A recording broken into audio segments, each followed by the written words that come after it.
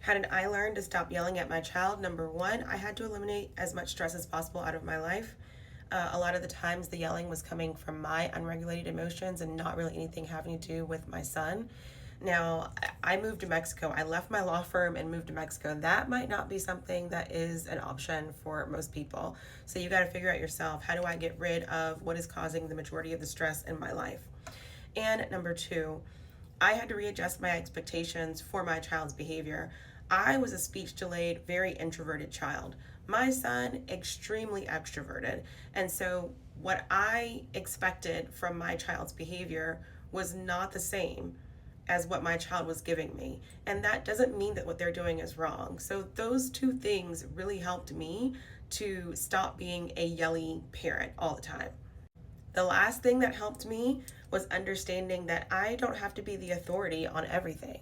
Just because you're the parent doesn't mean that you automatically get respect and that you don't have to be questioned. It also doesn't mean that you know everything.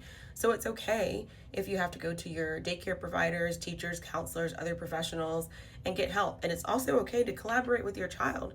There would be some times where I would sit with my son and say, I am trying to help you, but I simply don't know how. We can come to an understanding that we're both people and it's our first time that we're both experiencing life and that we don't know everything. And I do think it makes things a lot better. After you get done with all that, you've got to rebuild the child that you broke. Because of all of the yelling, you have broke trust with them and you've broken their spirit. And so you need to take some time to try and repair that. Depending on your child's personality type, that may take different forms, but it is possible.